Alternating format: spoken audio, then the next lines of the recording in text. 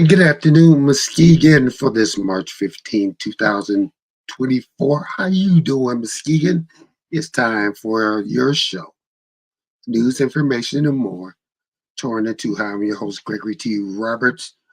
And Pastor Burns will be taking the day off because when we interview people in a political race, we want to stay as neutral as possible, okay?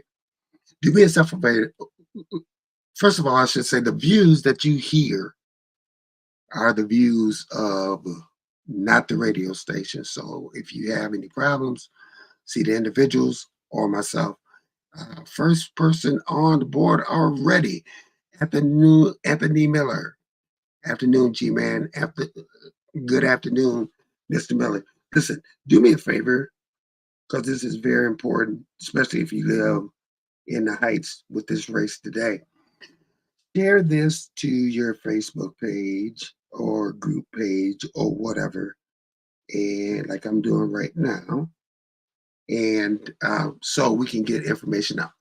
Listen, uh, if you don't get a chance, if you're driving on the road to see these shows, they repeat themselves on our Facebook, WVS 103.7 W or M106.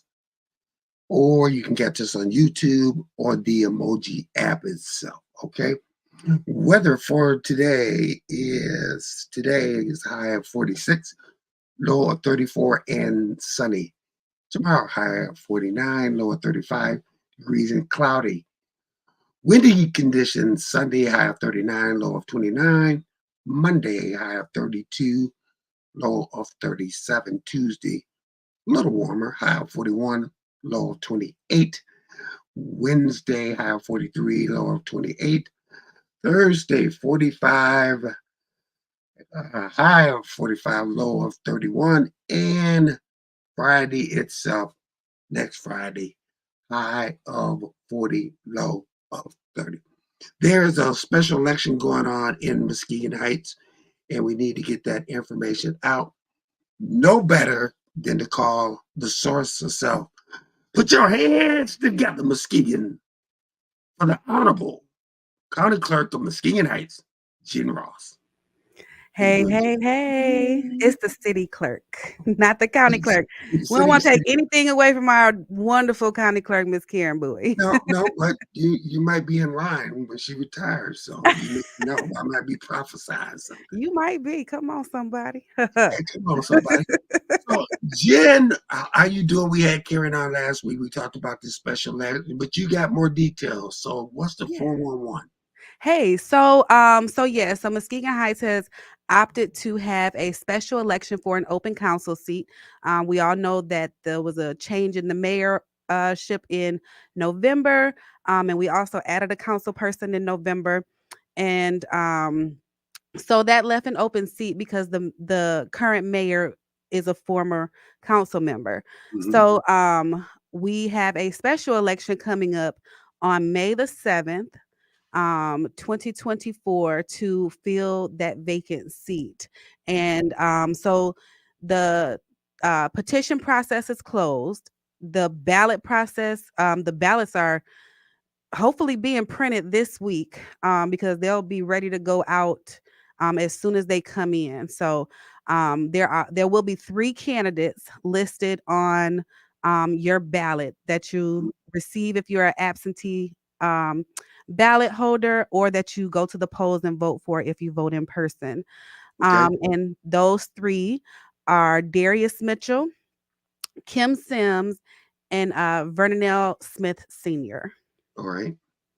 So we have 3 people that have fulfilled the options that everybody else sat out. I thought there was going to be more. I really did. I kind of was surprised too. I expected more. But 3 is good. We had 8 on the ballot for November. So 3 I think is okay for a special election. We just want to make sure that the citizens are aware of this special election because we don't have very many May elections, period. Right. So, we just want to make sure that everybody is aware that there's an election in May and aware that this is a local seat that they'll be voting for. Right. So this is not Muskegon. This is just Muskegon Heights only. So let's Yep. make it very clear. Yes, this is just the city of Muskegon Heights. And so with that being said, there you won't be able to do the 9 days of early voting like you could do normally in a um, state or federal election. So this will just be the day of in person, or you are still able to do absentee though. Now, Um, why is it on this particular election you can't do the 9 days prior? that because Prop 2 only required it for state and federal elections. Okay. So Okay. it's not required for local elections. Also, when you talk about expense, it's just us. So that it'd be quite costly for our taxpayers Okay. to do that. Um, so that's not required for this particular election. However, as I stated before, you can still do absentee. And it is now where if you're an absentee voter and you don't want to get that application every time it's time for an election, you can be a permanent ballot person holder, I guess I'll say, or recipient, Yep. which means anytime that there's an election, you'll automatically get a ballot. You'll Already it'll signed it'll up. you did good, Hey, good, already signed up. good. So even to our absentee the people that still get the application, I just want to let you know. So when those applications get sent out next week, there's still opportunity for you to become a permanent ballot recipient on Mhm. that application. There is a special box to check for that.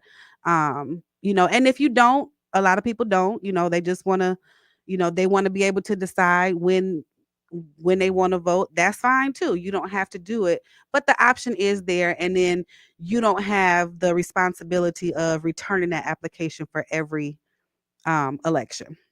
Okay. Now, but there's some rules about those absentee ballots that once, I mean, they get sent out. You guys have to make sure that Oh the people yeah, get them. yeah, yeah. We definitely verify they can't go to post office boxes. They do have to come to your home. Um, we verify the signature against what we have in the qualified voter registration file. Hmm. So we're making sure that it's you that signed it and not your spouse, which has happened. So I just want y'all to know, and I'm gonna send it right back and say his signature does not match, and I'm gonna need a different one, the Right. correct one.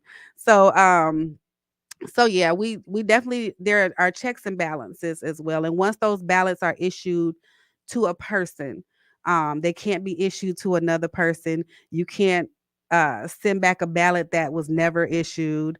It's there's checks and balances with the qualified voter file. That kind of it's just impossible to get around it. So it's very safe. Mhm. And again, we count those ballots the day of in the precincts. Our election workers are phenomenal and have been there for before me. So they've been there for a long time and do a wonderful job of making sure that the process goes smooth for our voters. Now, will you have to? I know it's a special election. It's just Muskegon Heights. Will you have to run the results through the county? Yes. Yep. The results still go through the county. We will know as soon as we close the polls, what the results are. But the official results will go through the county. Okay. Yes. All right. So I know who to call. Now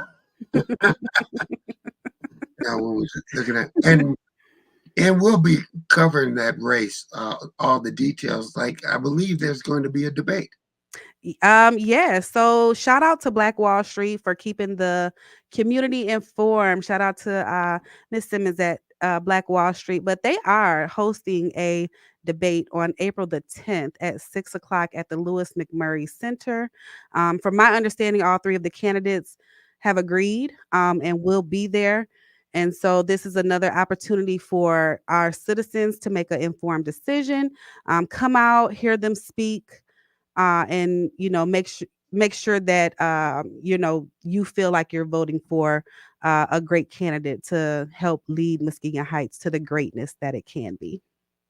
Uh, One thing that people don't realize that on a national level, people are watching this election because they want to see turnout. Yes. And prior to even me taking this position, I'm a big, big, big voter advocate. Um, so people for this particular election is local. So typically in the past we've anticipated a smaller turnout, but we would love to see an increase in the numbers. We'd love to see an increase in the percentage. We'd love for people to come out and listen and ask questions and be able to make informed decisions. So yeah, we for every election we want to see these numbers go up, and Especially with absentee ballot being just as easy. it's so easy, it's so convenient. You don't have to leave work, or you don't have to leave the house to go and cast your vote and to make sure that it's counted. So yeah, so that's always an option. If you'd like more information on absentee voting, you can always give me a call in my office, 733-8999. um that's the number to City Hall, or hit me up on Facebook, inbox me, I don't care, I inbox me, hit me up on the city page, whatever. Um, I just want to make sure that you have the information that you need, so that we get more people at the polls for every election. Now people can sign up that day as well, correct? To vote. To vote, yes. Michigan is a same day registration state. You do have to come to the clerk's office, which I'm located at City Hall, to register to vote, and then you be able to vote on the same day. Now, what's the address to the city hall? 2724 Peck Street. Okay, Yeah. so I I decide for the first time I want to vote. Mhm. I can. Yes, absolutely. Just as long as you're 18 years old, we can and you are a resident of the city of Muskegon Heights. Yeah, So then you'd you be able to vote. Yes, bring that ID. absolutely. Okay, Yeah. so there are three people running. We're going Mhm. to be interviewing all three people that Good. are running. Each person will get a half hour to give their spiel about how they feel that they're going to help the Heights. We're going to keep the questions similar, the same, unless we get questions from the side. We've always done this way, no matter how we've felt. We've always wanted to give people a chance to say what they need to say, Mhm. why you should vote for them, and we tried to stay very neutral.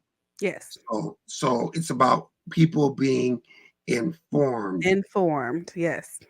and Yes. so we just want to make sure and put that shout out now. If anything else on that, because you wear multiple hats, I want and I want to get you on another one. Okay. Excuse me. I think that's it for the special election. Like I said, if you're a permanent ballot recipient already, be looking for those ballots. Hopefully, I'll get them next week, and then they'll be going out as soon as I get them. Um, if you are still an absentee application recipient, be looking for those in the mail next week, and they'll have return postage on them as well. So you can just pop those back and sign it, fill it out, sign it, and pop it back in the mail to me, or you can drop it off at City Hall. If it's after hours, there's a box outside the front door that says voter ballots and red or applications. So you can put it right in there. I'll get it the next day. It's very safe and secure. There are cameras on it. So very safe and secure for you to do that as well. And again, if you have any questions at all, any questions about the process of voting, any questions about your polling location, um, just any questions about voting in general, please, please, please don't hesitate to give me a call. Again, my phone number there at City Hall is 733-8999. Mhm. Um, and I will be more than happy. You can stop in and talk to me or whatever. I mean, just however, we need to communicate, we can do so. Right, Um, you do have an open door policy. I do. Absolutely. If I'm in the building, you can definitely see me. And I think I got one meeting outside the building next week. So Um, yeah. So as long as I'm there, you can definitely come in and talk to me. My door is always open. Now, speaking about that door being open, I want to talk to you about a project that you took on that's very successful, and we need to blow it up. Yes. So yeah, that project that you're talking about is the now known as the West Michigan Juneteenth celebration. Nice. Um, thank you, thank you. And just a little backstory on the Juneteenth celebration. So, I definitely wasn't the first person to bring Juneteenth to the Muskegon area. I actually used to volunteer with PA and Big Rod when they had a Juneteenth celebration at Smith With Ryerson Center. passion. So, yeah. So, once PA became international and things, just blew up for him. I know it's hard to get him off his private jet. Yeah, he get off the jet, get on a helicopter, I stuff like that. when you big like that, Right. So this was a project, that I took over in 2020. And it just started with a simple fireworks show. We did a fireworks show at 8th Street Park, and that was very successful. So the next year, we wanted to move locations, and we did that. And we've been at Mona Lake Park ever since. And so now it's gone from a couple of hours to a 3-day festival nice. celebration, a 3-day celebration. And so this year we are kicking it off on June 14th. Again, we are thankful for the Muskegon Rotary Club because they've come back again for a third year, I believe, to partner with us. I think it's just For yeah, Yep, I think it's the third year for them, to partner with us for their free community mixer. So this is an event for the entire family. We do bounce houses and rides and the mobile video gaming unit for the kids. We give away food. There's Last year we had someone frying fish, we did walking tacos, we had barbecue. I mean, it's a nice event. It's a nice event. So and you have live music. and we do live music. So yeah, I scouted a band last week after I left here at the radio station. So yeah, we're scouting the acts for the weekend now. Um, so if you all know anybody who has a wonderful band, we'd love to hear or maybe come to a rehearsal and be able to hear them. Um, let's see, we did live music on Friday night, which we'll do again this year. Saturday, there is a lot happening on Saturday in general, for Juneteenth, not just for our Juneteenth, but also for Black Wall Street and their Black Expo. Hmm. So we encourage everybody, and we've done this for the last couple of years, to go and attend the expo, and then once you get done at the expo, come on out to the lake. Now, I don't know what we're going to do yet on that Saturday night. We did a comedy show last year. We did a comedy show last year. And it was fun.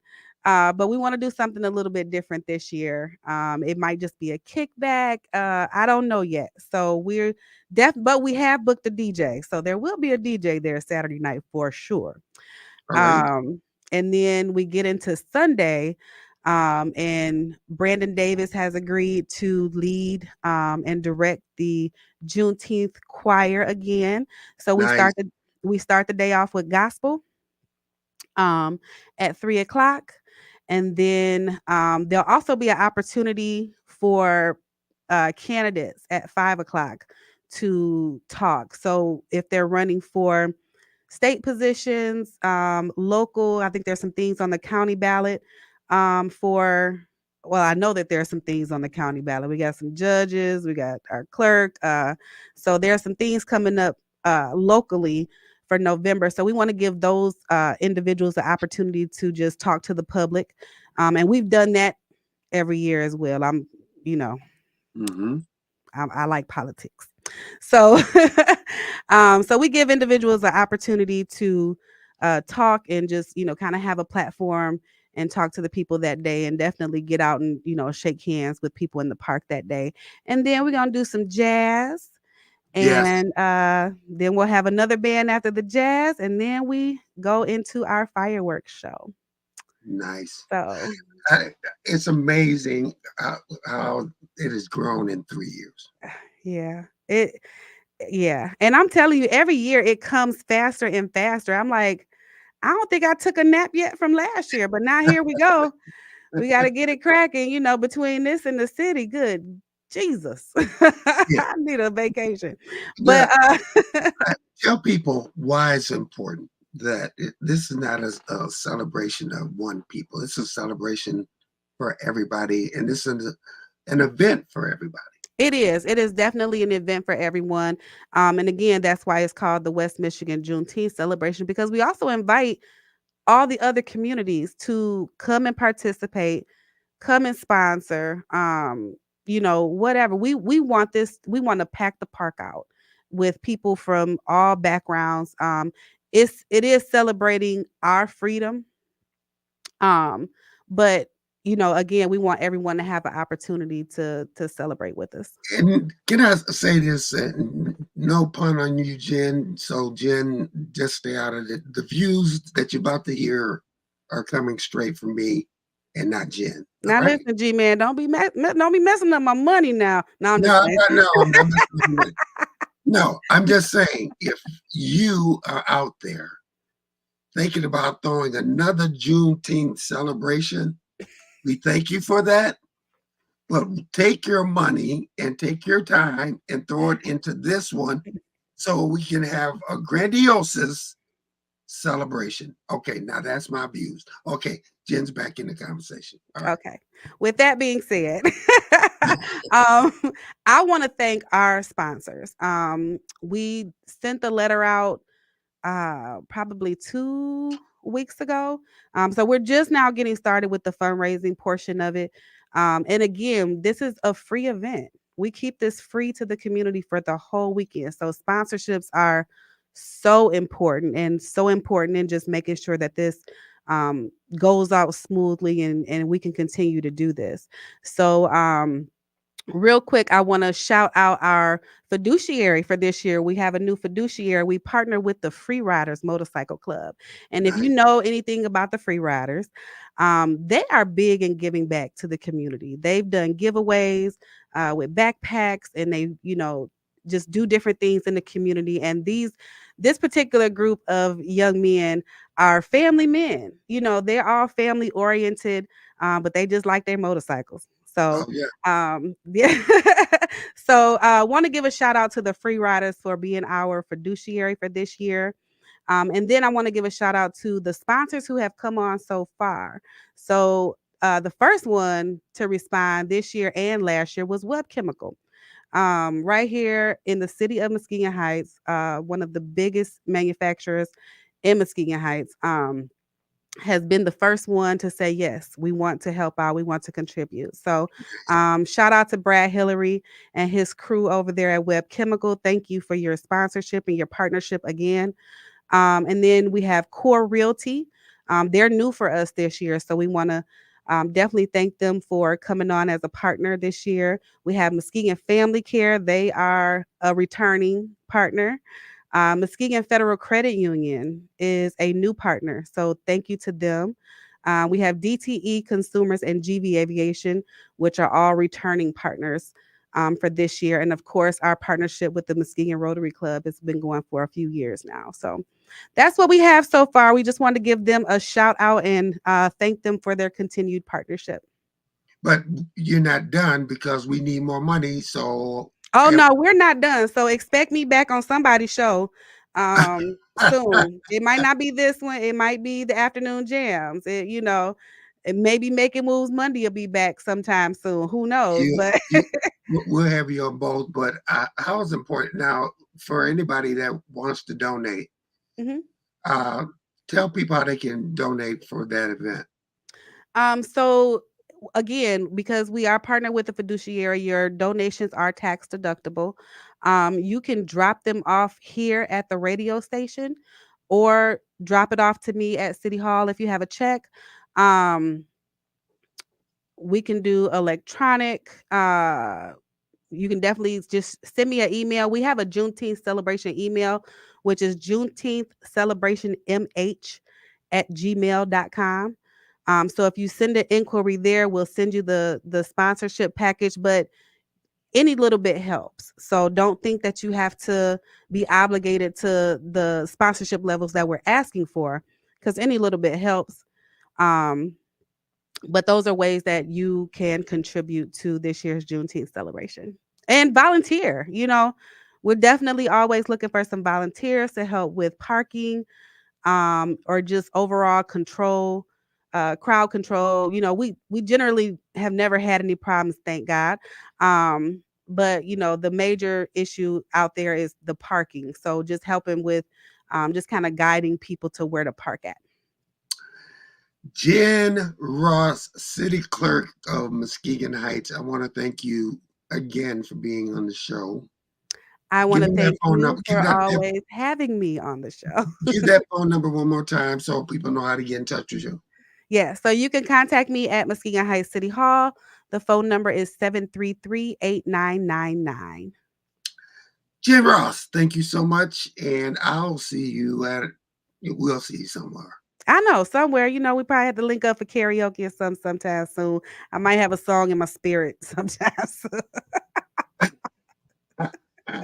You always got a song in your spirit. You're right. Jen Ross, take care. All right, thanks, G-Man. Bye-bye. That was Jen Ross from Muskegon Heights. Listen, at the bottom of the hour, we're going to do a quick commercial, go to our guest today, Mr. Vern Smith, candidate running for one of those Muskegon, not one of those, just only one. To Jen Ross, for Anthony Miller said, thanks for keeping it free, for real. Thank you. So listen, real quickly, I got a minute and a half to talk about that race. Muskegon Heights needs a lot of stuff done.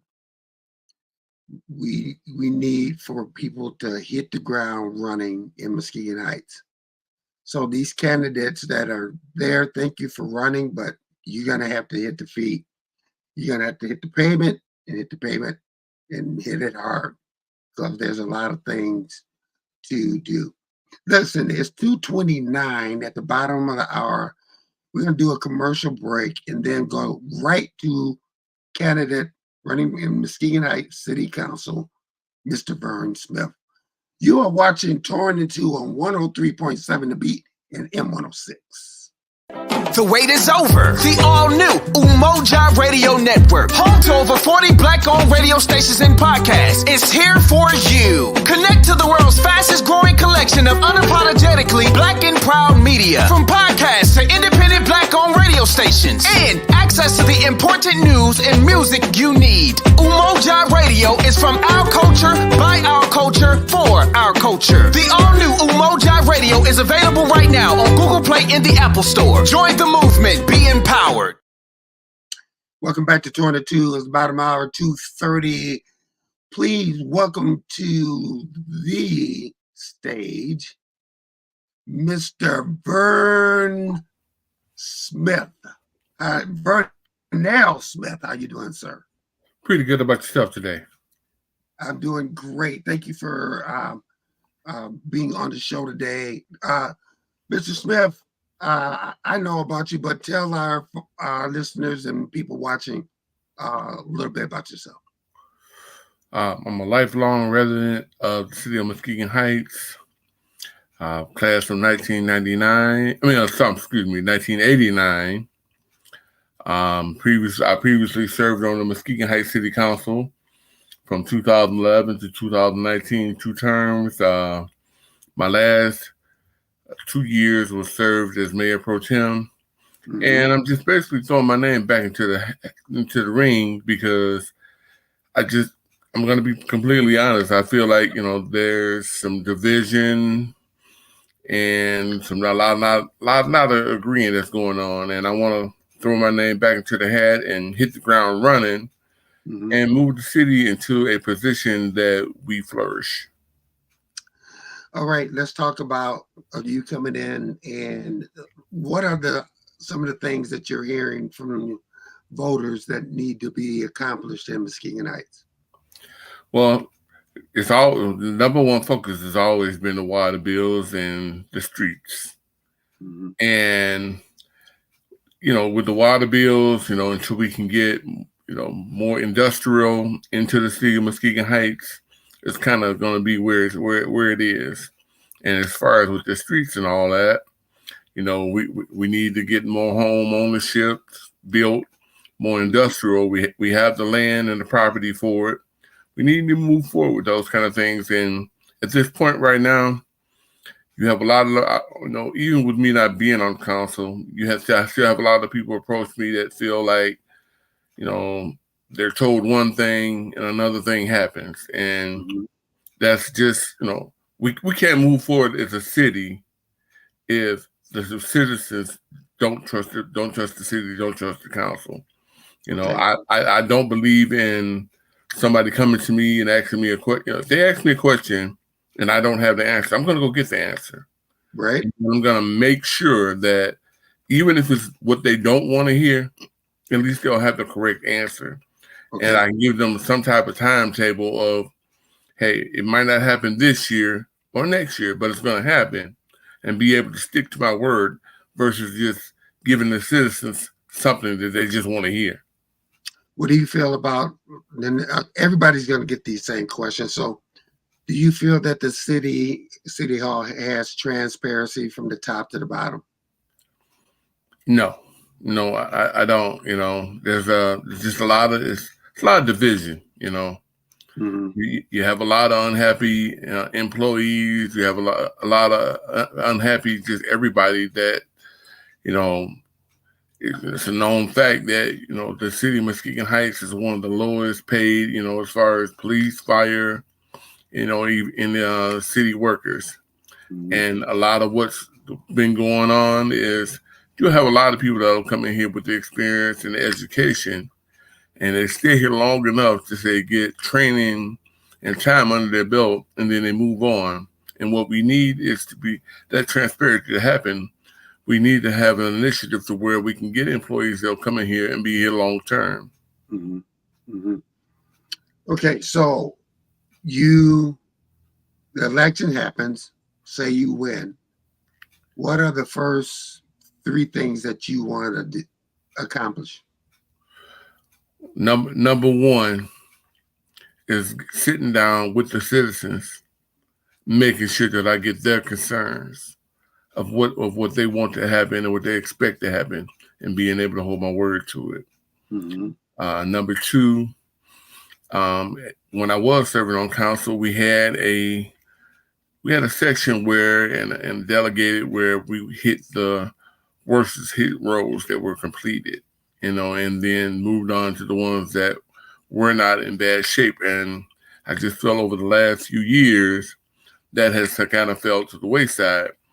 Each road needs to be repaired, replaced. The water lines need to be replaced, but I kind of felt like it was a jigsaw puzzle that basically came apart because we had a list of things that should have been repaired, streets repairs and all.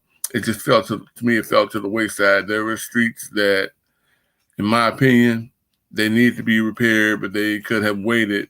I mean, I'll give you an example. Between Summit and Broadway, Mason Street. That street right there is basically the sideway between Broadway and Summit, and unless it's wintertime, it's really almost unpassable. Merriam, that takes you down to the expressway, that's another one that's unpassable. And I just want to be able to where, when elected, if a citizen comes to me, just like I have in the past, I'll be able to hold my word and say that, hey, if I told you this was going to happen in a time period, it happens. If it doesn't happen, I'm being able to give you a correct answer. And lastly, being able to bring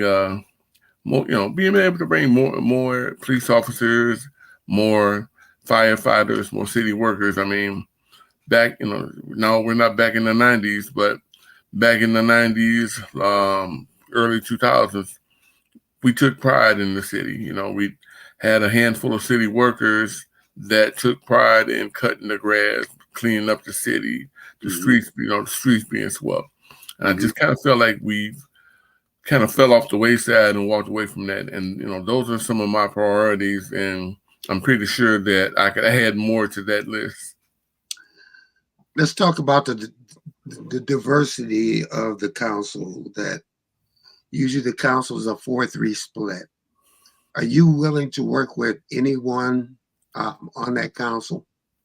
Yeah, I'm glad that you asked that. I've noticed that there has been a quite diversity split with the council, to where there have been situations to where that has almost, even before the election, there was division, to where, dealing with the city manager, dealing with the water. My take on that is, if it's no matter how you vote, along the majority vote, and that's a full vote, you're going to get this going to pass. And my attitude has always been, if it's not for the benefit of the city, I'm not going to vote on it. I'm not there to make buddies. I'm not there to make friends. I'm there to serve the citizens that elect me to this position. And if I can't hold myself accountable for my actions, then I don't need to be there. Now, whether it's like going to the credit union or going to a business, you've always made yourself friendly.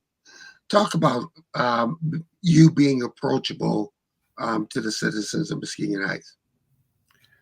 I've always, that's just basically my DNA. My parents, my grandparents, my aunts and uncles, I don't think there's nobody that didn't know my grandfather, Charlie Smith, or my dad, Charlie Smith Jr., my grandmother, Geneva Smith, and my mother, and, that was just the type of thing that was just in my DNA. Even if I don't know the person and they recognize me, unless I'm in a hurry, trying to get somewhere, if it's 30 minutes, if it's an hour, those ones that have a concern, even a non-citizen that has a concern, I'm going to take that time, because sometimes even that non-citizen that may want to move into the city of Muskegon Heights, I can persuade them. I'm looking, one of the number one things is, I'm proud of the fact that we had a home built in the city of Muskegon Heights, but I don't want to wait another 17 years for another home to be built. I want these homes to be built, 3 or 4 homes, of not 10, to be able to be yearly. We have so much vacant property, industrial, commercial, all that, that needs to be done. How do we get businesses to come back to Muskegon Heights? Just doing the same thing that some of these other communities have, basically giving them some type of incentive to come in here, whether it's a tax incentive rebate, whether it's a land rebate. Make the property enticing to the customer that wants to come in and invest in the city of Muskegon Heights. And then once they do come and invest into the city of Muskegon Heights, be able to sit down at the table and work with them if they have issues or violations, versus us working to shut them down. Let's work with them to keep them up and running. Because that's one of the things that I've heard, with a few businesses that has came into the Heights. As soon as I come in here, I invest into the Heights, and then why didn't you tell me about all these violations before I open up? We need to go ahead and hit that with the hammer on the nail on the head. Get these people to come in to where when they come in and invest and they're satisfied, they're able to encourage other businesses to come to the city of Muskegon Heights to invest. I mean, we have too many vacant storefronts that are empty, vacant, that we need to go ahead and have people in those stores. I mean, they were there in the 60s, 70s, 80s, early part of the 90s, and these stores are still standing. And if they can do it in Grand Haven, Whitehall, Spring Lake, and other surrounding areas, we can bring that back right here into the city of Muskegon Heights. Right. Now, before we talk about streets, You think the theater, Strand Theater, can be saved? Yes, that can. They were able to, during my time on council, we were able to do some research, and they were able to save a similar theater to that extent up in Mackinac, Michigan, and up in Manistee, with the right investors and the grants that we would be entitled to. I believe that the Strand Theater is a diamond in the rough that can be brought back to glory. Along, just as well as another thing, not being off focus, but I just was looking on the news the other day to where they built a pavilion on Ross Park, which is on the other side of Moon Lake, and it's always been that stigma of saying, oh, the water's no good. Well, that's the same body of water. Right. And I believe, with the right investments and the right investors, that we can bring that pavilion back just as well as Ross Park has done, just as well as the city of Muskegon, and as I stated, the other surrounding areas. We just have to take the time, and when we have the investors to come into the city of Muskegon Heights, we have to make sure that we dot our I's and cross our T's, because a lot of times what happens is we have a lot of investors that want to come in here into the city of Muskegon Heights, and they feel like they've given so much of a hard time, rough time, that they'll pack up, and go to the city of Muskegon or Roosevelt Park or surrounding areas, and they're welcome with open arms and thrive. And the same thing can happen in the city of Muskegon Heights. I'm not throwing any names out there, but I would just say, when elected on council, we as a council, we need to work with these men and women, these corporations that want to come in here and build into the city of Muskegon Heights. We're not a ghost town. We're nowhere near a ghost town, but we just need to, if and when I'm elected, I'm going to come in just like I did my last 2 terms. I'm going to hit the ground running. I'm retired now. I've got more time on my hands. I'm going to just want to come in, hit the ground running. And my goal is to have a business or two to thrive in there during my time in right before I would have to rerun again. Now, you talked about the water, and let it be known that the water facility is a A1 top-notch facility in Muskegon Heights. It's actually one of the top of the arts in the state of Michigan. There you go. Yeah, I just need to put that out there as very, very, very clear. We've been known to have, some of the purest drinking, even with some of the misinformation that has been brought forth, we have the top drinking water in the city of Muskegon Heights, and we have had that for a number of years. Talk about how important is if you look at like Lansing or Washington, that you need an advocate out there representing Muskegon Heights. In other words, the biggest dog gets the biggest pork chop. And you see Muskegon right now has a grant to tear every street apart and replace all the water drains. And they're doing it in my neighborhood. They're starting in my neighborhood. Why can't we do that in Muskegon Heights? A lot of our issue has been matching funds. During my time, the last 8 years I was on council, a lot of the issue was a lot of the money that was presented out there. You would have to have either matching funds or a percentage of it. Okay. And what the issue was with the city of Muskegon Heights was, we didn't meet the matching funds, to be able to do that because we lack the revenue to come in to have those type of funds, to have the matching funds. And that's where that falls into place, to where we encourage more home ownership. We encourage more businesses to come in. That's going to increase the revenue into the city of Muskegon Heights to where we can get the new streets put in. I mean, there's money already put into place for replacing the pipelines, but the construction of the streets, we still need revenue for that. there's a lot, as I said, there's a lot of streets that need to be addressed. And that's one of the things that I'd like to get back on that committee to where we are hitting the hardest hit streets versus, you're on council, you get your, just because you're on council, you're getting your street done, or you're getting a joint street done that maybe could have waited another 3 or 4 years. Talk about, and it's one of the things that drives me nuts when I'm talking to people because they don't know what the heck they're talking about. How do we get rid of the persona of Muskegon Heights just being a place that is high in crime, low in people that care about the community? Because you and I know that that's wrong.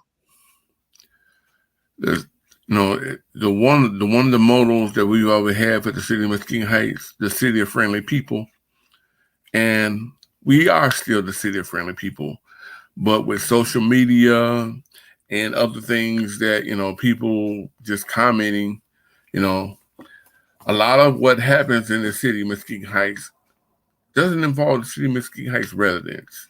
Mm-hmm. With the dumping, with the crime, a lot of that.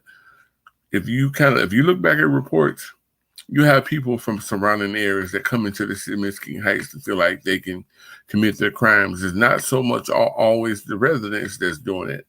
Mm-hmm. And that's where we get our bad tag from, saying what a city of Muskegon Heights is. A city of Muskegon Heights that is not the city of Muskegon Heights. It's there are individuals that do commit crimes in the city of Muskegon Heights, but the main majority that happens, there are residents that come from out of the city of Muskegon Heights. If they, when they installed cameras on the back alleys when people dumping, it wasn't the city of Muskegon Heights residents. It would be landlords from other areas or people from other areas that felt like they could dump their trash or their belongings on the railroad tracks and all that, where nobody would notice.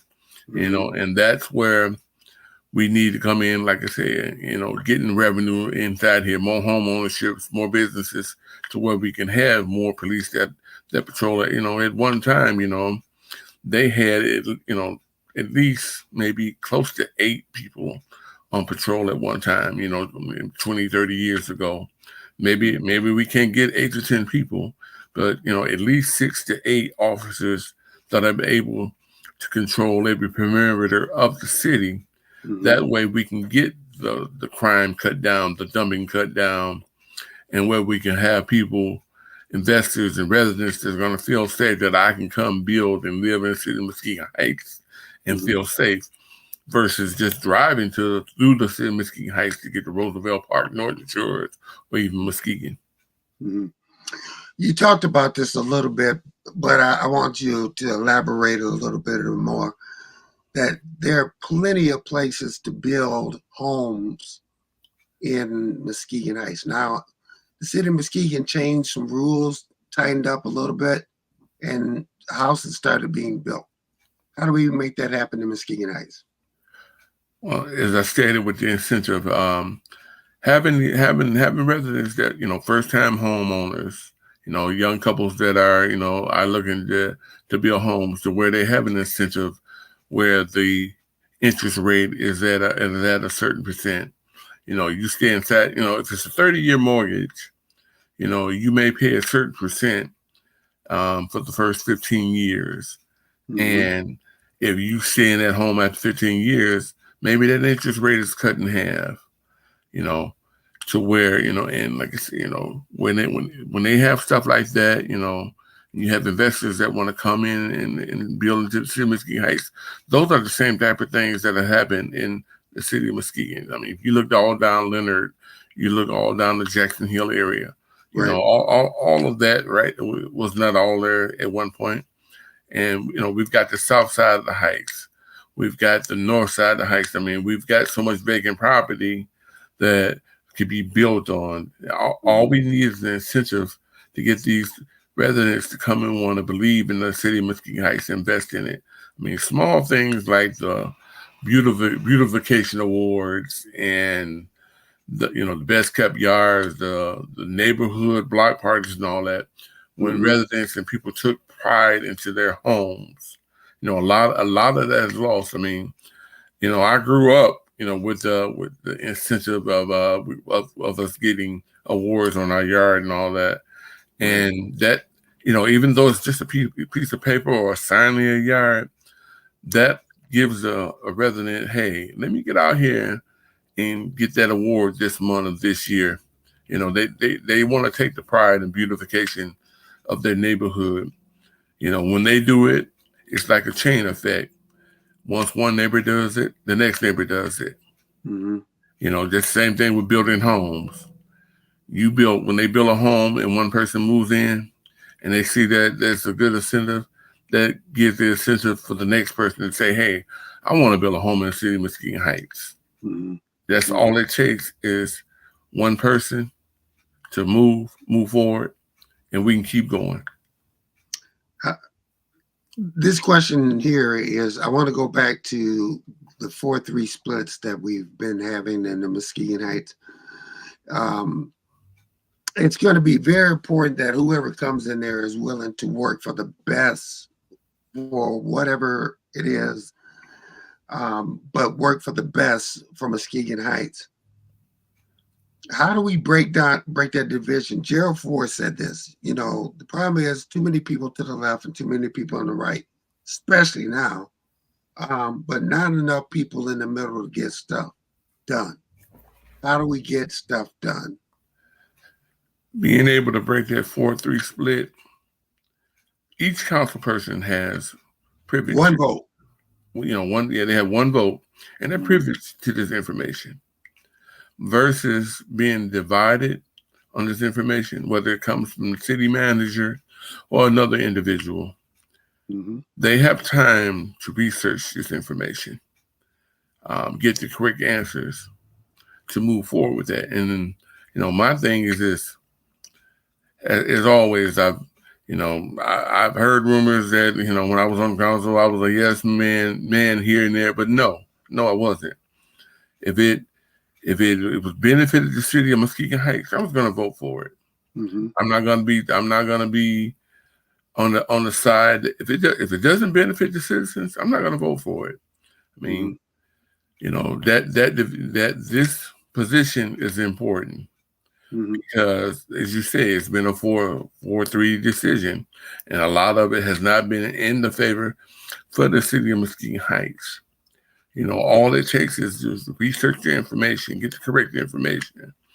That information is privileged and important to understand that, and it's always accessible before you get to a council meeting, so that you don't have to stand there in that meeting 3 or 4 hours and discuss one subject for an hour. Get that information. It comes in your package. Get that information. If you don't understand the person that's presenting this information, go to that person, get the correct information. So therefore, that when you come into a meeting, you're voting to move the city into a right direction.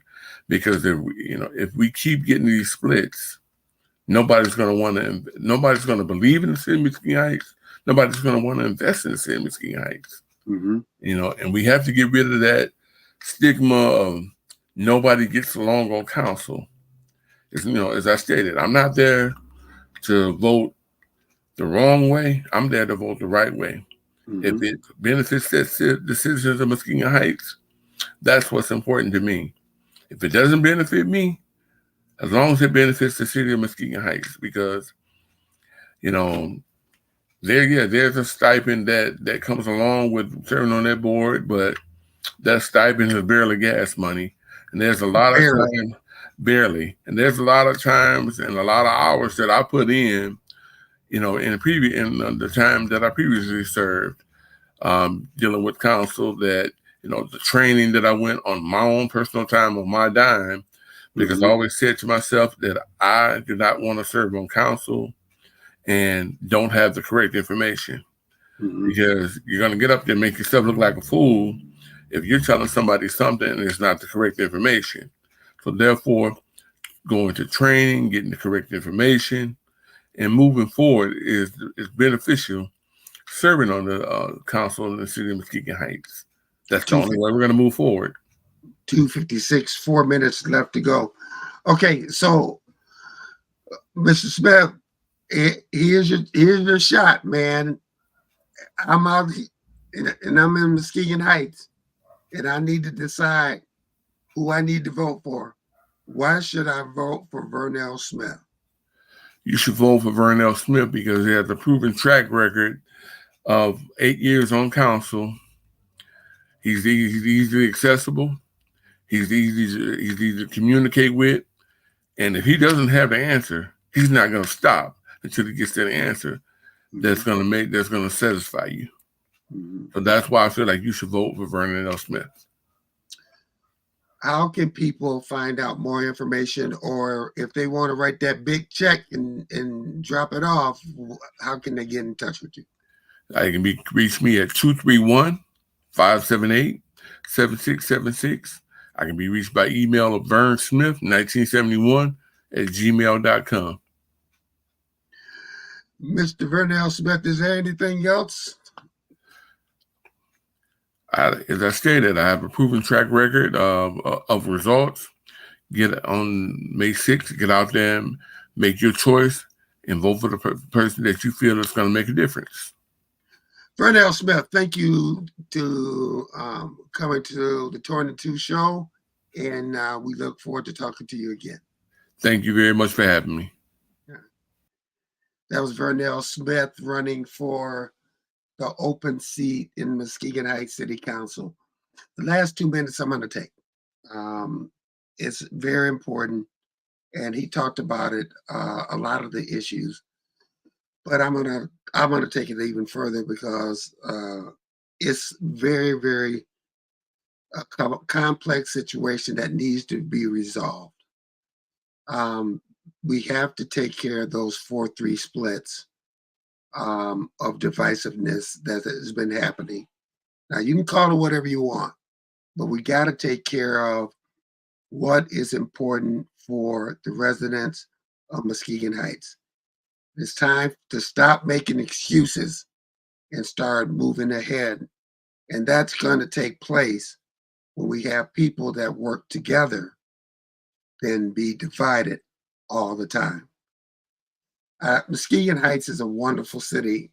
Most people, they get up, put their pants on one leg at a time, get their kids off to school, go to work, go home, take care of the kids, go to the events, get home, go to bed, repeat cycle.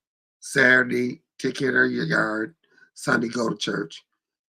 But they take care of their area. But what has happened is a lot of people are just doing that. They're just staying in the house. We need people in Muskegon Heights to be very, very loud. What am I talking about? If you're going to get tax dollars, you need to bark. You need to be the biggest dog barking in Lansing and in Washington. And we need that to happen. It's happening in other municipalities in Muskegon County. If our roads can be fixed in the city of Muskegon, roads can be fixed in Muskegon Heights. And with that said, that's the end of my editorial. I want to thank Vern Smith for being the first person on the show to interview. I want to thank Miss Ross, Jen Ross, for coming on and talking about the candidates and the people running, and also Juneteenth.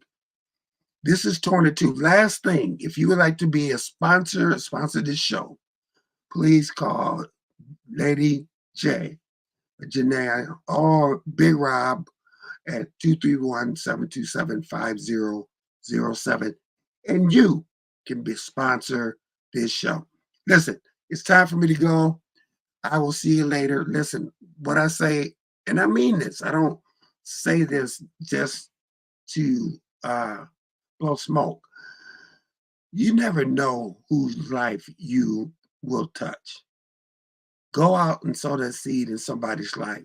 Even smile at somebody, because you don't know what they're going through. Sow that seed in somebody's life. Make it change. Muskegon, you can do it. Take care. You've been listening, watching 22. Oh, wait, we got to go to board. Mr. Miller says, have a blessed weekend, Greg and Mr. Miller. And then you too. Have a blessed weekend. Take care. God bless. We'll see you next week.